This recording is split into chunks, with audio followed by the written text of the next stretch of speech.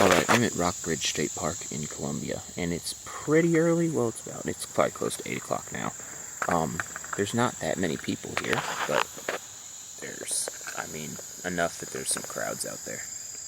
But there's like a third of as many people as there's going to be in 3 hours. So I'm going to go to the Devil's Icebox early before the crowds get here. Hopefully before the crowds get here. And I'm trying out this new backpack that I picked up off of the used rack at REI a few weeks ago. Alright, so I've been here 2 other times. One time I was kind of a new hiker, so I just kind of wandered around, and the other time was on my way back from wherever I was, and I stopped to kind of run off some frustration. But, so I really need to do, so I'm here in this little circle, and I would like to do a decent number of these trails today, depending on time, but I really need to do the Devil's Icebox, which is in yellow right here, before the crowds get here. Otherwise, I'm just not going to be able to do it.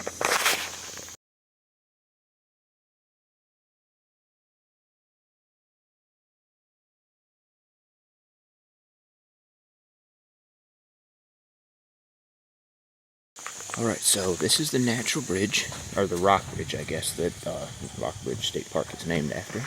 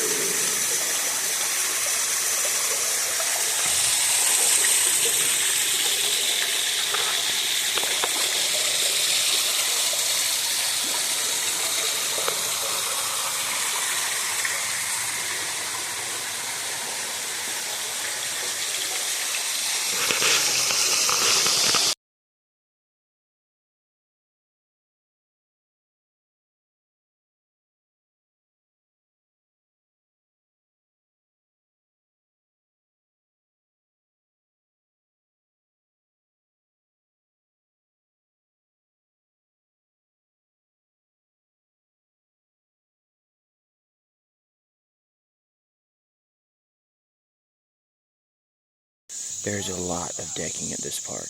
I mean, like miles worth of trails.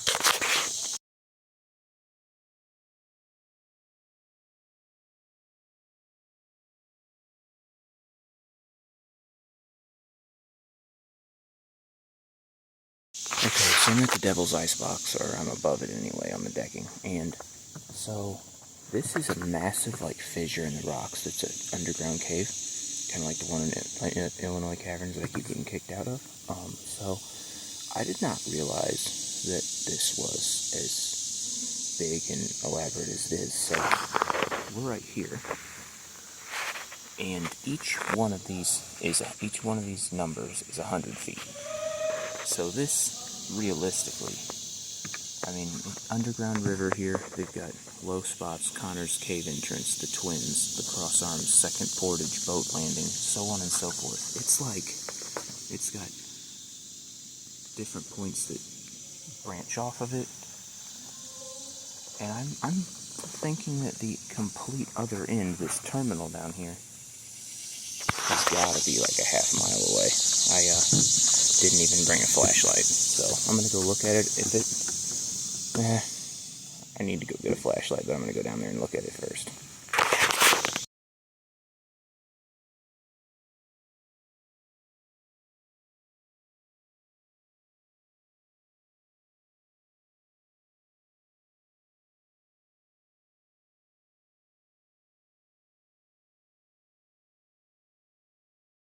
So actually, as soon as you walk into this place, so the stairs are right here.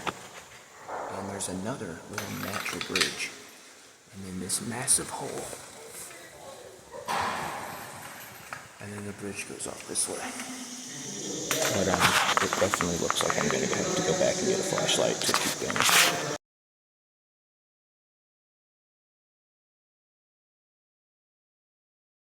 Alright, so I'm going to go back to the car real quick. Drop off the trekking poles and the backpack and grab a flashlight. Yeah, so after the natural bridge, it gets super dark in there. So I'm going to go through, see if, I don't know, if it's decent I might go all the way through. But, yeah, also, so there was a guy a little bit ahead of me who seems like I always attract that guy that wants to come out here and hoop and holler all day. So, yeah, maybe, with any luck, he'll drown before I get back. Alright, so I'm back to the Devil's Icebox with a flashlight, and, knock on wood, I haven't heard any hoops and hollers yet.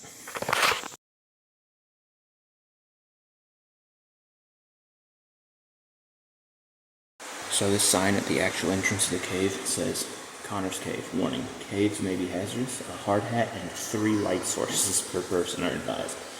Caves are unique and sensitive environments. Please help preserve this cave for future generations to enjoy. I'm a little lacking on the 3, I'm a little lacking on the hard hat, but I'm liking most of those.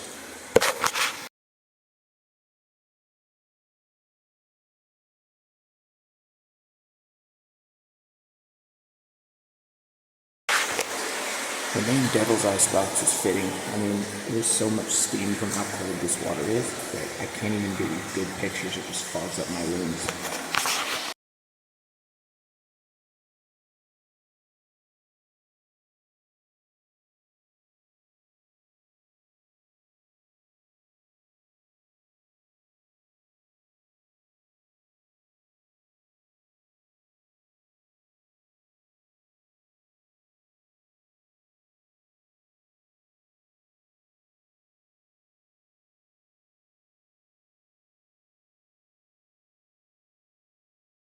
This little canyon switchback, I don't know what you call it, is pretty cool. So, you come in this way, and then there's this pretty deep pool. But then, all of this above me, let me get turned around here. And then this other side, same thing.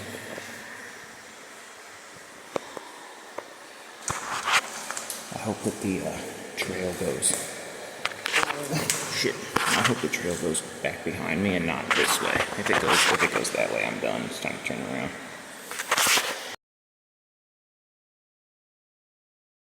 Alright, so I went up here a few steps, and so you can see like this little jagged rock that points out of the thing. You can see that little jagged rock above that, about 3 steps. All of the footprints go away. So like people go up there to look, I think, but nobody tackles this, nobody tackles this wall. Like that's just covered and just like caked in that, just nasty, slimy, like cave mud that you can't get a footing in, and there's no there's no handprints, footprints, nothing up there, so I don't think anybody climbs up there. Yeah, so I guess the verdict is cave's flooded, or the trail's flooded, and I'm probably just gonna turn around now. I made it probably, I don't know, 3 football fields down here. It kind of makes me want to come back. Well, I guess it is summer. At some point in time, I can go all the way through.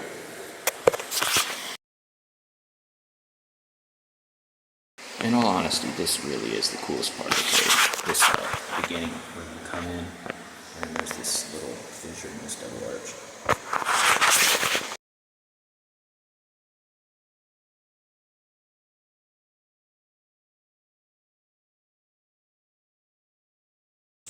Alright, so I'm back up on the surface, land of the living. I don't know where this way goes, but I've already done the half mile going the other way twice. So, I don't know, we'll find out.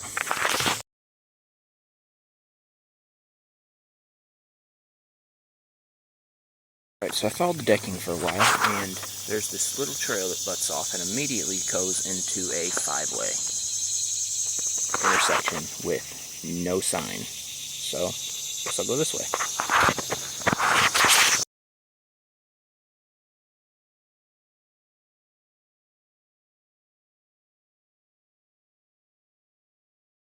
Alright, so I came upon this old concrete silo.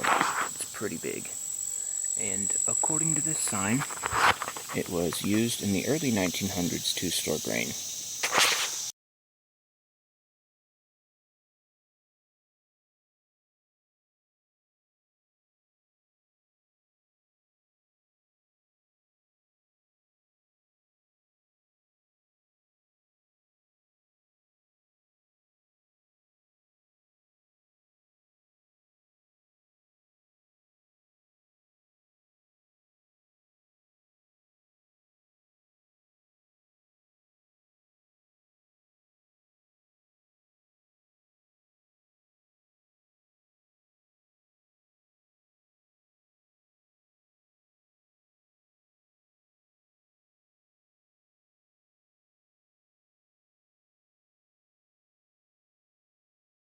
Alright, so I came upon this massive sinkhole, and I completely forgot about this, but I've been here once before, like 2016, whenever I was a brand new hiker, terrible, didn't know how to do anything, didn't even look at maps, and just wandered around, and I really vaguely, once I seen it, was like, oh hey, I think I've been here before, but yeah, here's the big sinkhole.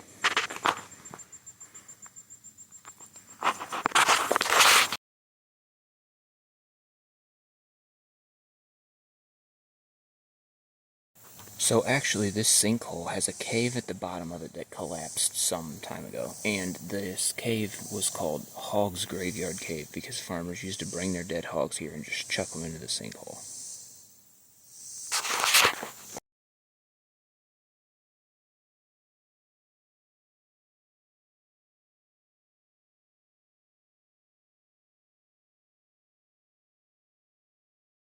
Alright, so come out to the parking lot. The one I'm parked at? No, never is. But there's another trail on the other side of the road. Oh, and I came from this way, the sinkhole trail. So I'm going to go over here and check this one out too. So this is the Grasslands Trail. It's a 2-mile loop. And it's not even, it's one of those deals where they have the grasslands and they just take a lawnmower and mow a trail into it. Yeah, I actually might not bother with this trail.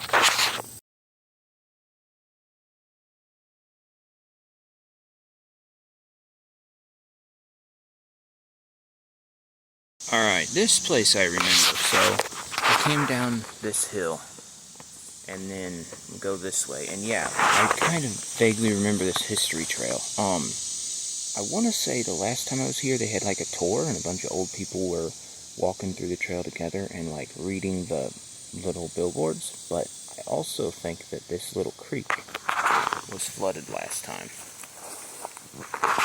if I'm remembering right. I think not far from here gonna come up on like a little homestead or a little cottage or something. We'll see. Maybe I'm completely crazy. So back in the day, like early 1900s, they used to take and carve these little grooves into the rock right here. And they would use those for traction, actually, so that they could get the wagons, so like to help the horses pull the wagons up these like rocky trail to get up to the sinkhole to dump their dead hogs.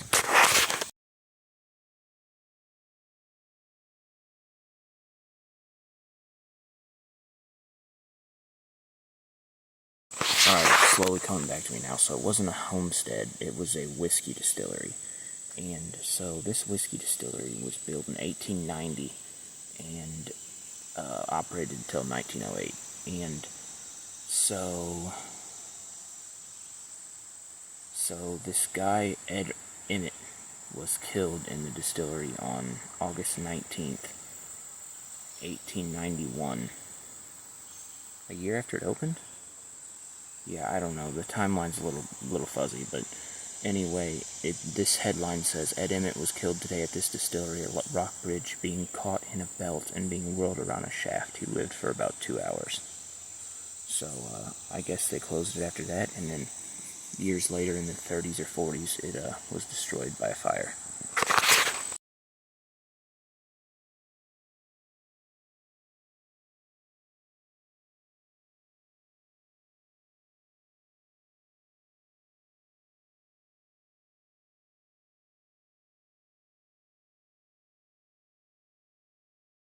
Alright, so there's a sign back there that says that the distillery's location, in its heyday before it burnt, was actually near the Rockbridge, and it says at the foot of James Creek. I don't know where that is, but I imagine it's somewhere close to the parking lot. So, anyway, there was a place down here in this valley where spring water would come up, but they never could find a pool where they could actually, like, get water with it. So they put pipes in the ground so that the water would flow, and they built like this concrete box basically to catch the water, and made like a homemade well before people were digging wells.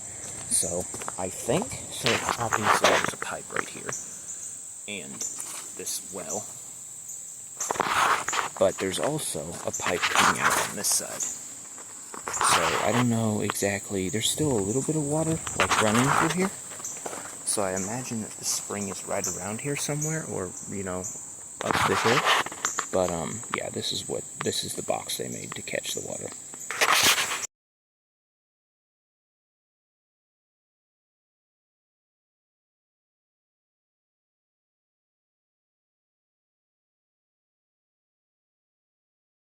Alright, so there's the building foundation right here.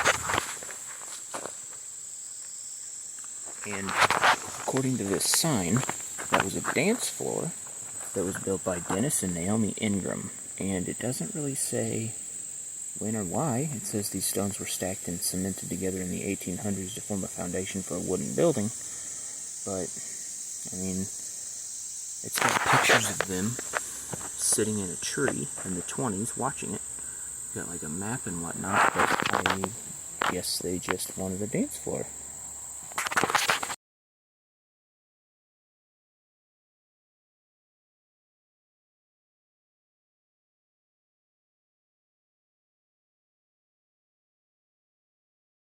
Alright, well, I circled back around to the Rockbridge, and while I'm here, I'm going to run and grab my backpack and my trekking poles. So this next trail is the Springbrook Trail.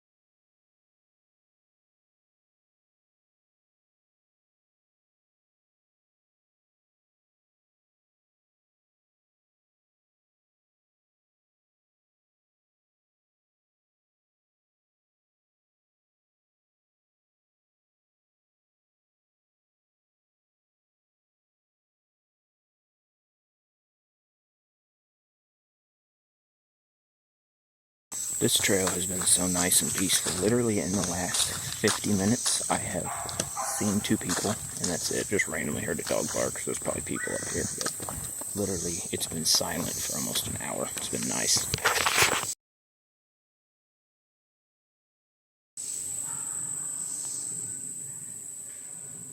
Hear that? I jinxed myself.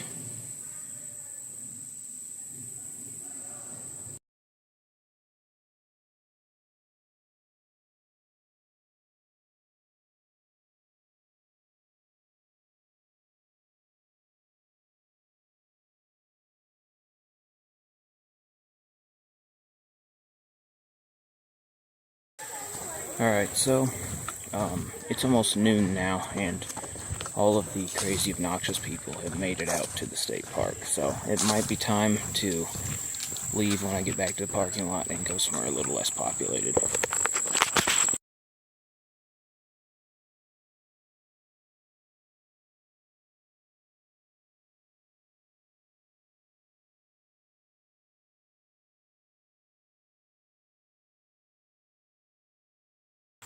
Alright, so I'm pretty much back now. Here's the stairs to go up to the Devil's Ice Box and the main trail.